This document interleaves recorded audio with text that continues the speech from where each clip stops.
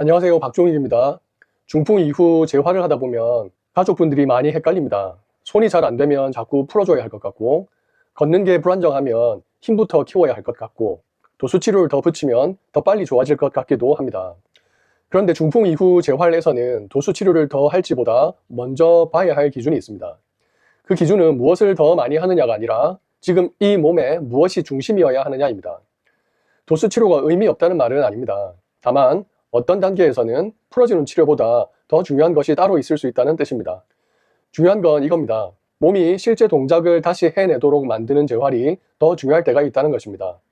오늘 그 기준을 손재활, 보행재활, 도수치료의 자리, 그리고 마지막 정리까지 차례대로 말씀드리겠습니다.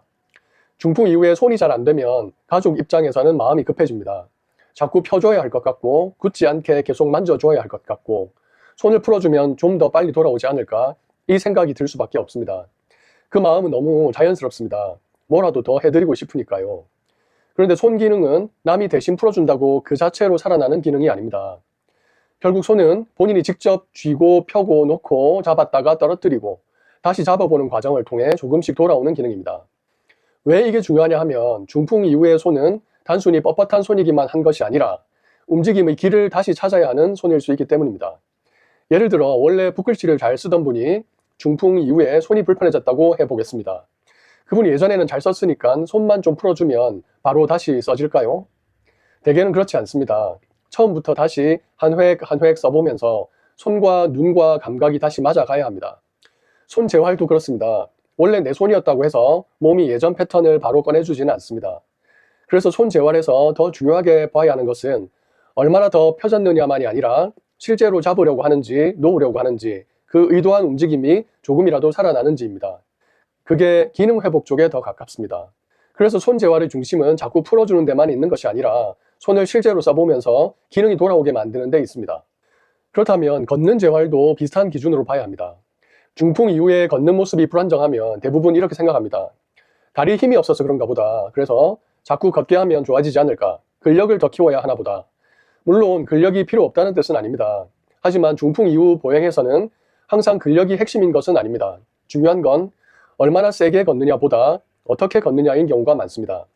자세가 무너진 채로 억지로 많이 걷기만 하면 걷는 능력이 좋아진다기보다는 어색한 패턴이 더 굳어질 수도 있습니다.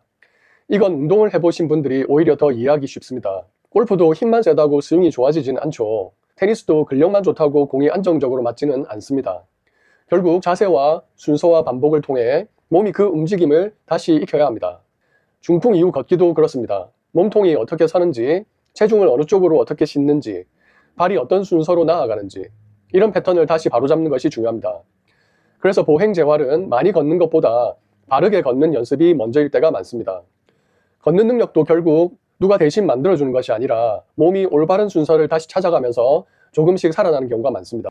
그래서 보행 재활의 핵심은 힘을 더 쓰게 만드는 것이 아니라 몸이 바른 순서로 걷도록 패턴을 바로잡는 것입니다. 그렇다면 여기서 한 가지 질문이 남습니다. 도수치료는 언제 의미가 있을까요? 여기서 오해하시면 안 됩니다.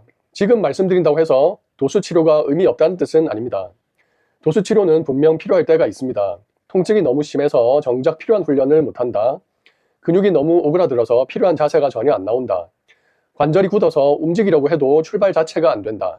이런 경우에는 풀어주는 치료가 분명 의미가 있습니다. 왜냐하면 이때는 몸을 실제로 쓰는 훈련보다 먼저 일단 훈련이 가능할 정도의 조건부터 만들어줘야 하기 때문입니다.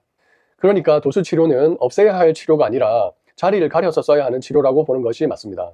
통증과 구축 때문에 훈련 자체가 막혀있는 상태라면 도수치료가 먼저일 수 있습니다. 하지만 통증이 재활을 막는 것도 아니고 관절이 굳어서 전혀 안 움직이는 것도 아니라면 그 다음에는 중심이 달라집니다. 그때는 손을 실제로 쓰는 훈련, 잡고 놓는 훈련, 바르게 걷는 훈련처럼 기능을 회복시키는 반복이 더 중요해집니다. 도수치료는 재활의 주인공이라기보다는 정작 필요한 훈련이 가능해지도록 옆에서 길을 열어주는 역할에 더 가깝습니다.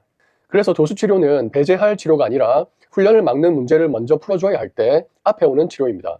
그렇다면 결국 남는 질문은 이겁니다.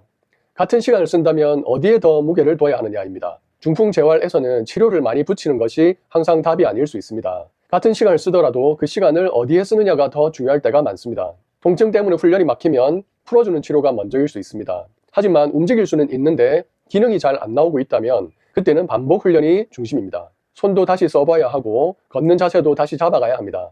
중풍 재활은 몸을 억지로 끌고 가는 문제가 아니라 몸이 다시 판단하고 다시 해낼 수 있도록 만들어가는 과정에 가깝습니다.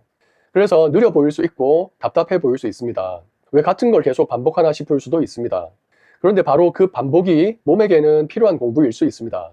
가족 입장에서는 뭐라도 더 해드리고 싶은 마음이 들 수 있습니다. 그 마음은 너무 자연스럽습니다. 하지만 재활에서는 종류를 늘리는 것보다 중심축을 잘 잡는 것이 더 중요할 때가 많습니다. 지금 이 몸이 풀어주는 치료가 먼저 필요한 상태인지 아니면 실제 기능 훈련이 중심이 되어야 하는 상태인지 이걸 구분하는 것이 재활의 우선순위를 정하는 기준이 됩니다. 결국 중풍 재활의 중심은 남이 대신 풀어주는 데 있는 것이 아니라 본인이 실제 동작을 반복하면서 기능을 다시 만들어가는 데 있습니다. 오늘 말씀을 정리하면 이렇습니다.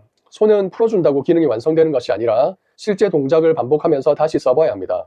걷기도 근력만 키운다고 되는 것이 아니라 바른 패턴과 순서를 다시 잡아가야 합니다. 도수치료는 의미 없는 치료가 아니라 통증, 구축, 관절 제한처럼 훈련을 막는 문제가 있을 때 자리를 가려서 써야 하는 치료입니다. 결국 중요한 것은 무엇을 더 많이 하느냐가 아니라 지금 이 몸에 무엇이 중심이어야 하느냐입니다. 그리고 어떤 단계에서는 풀어주는 치료보다 몸이 실제 기능을 회복하도록 만드는 재활이 더 중요할 수 있습니다. 감사합니다.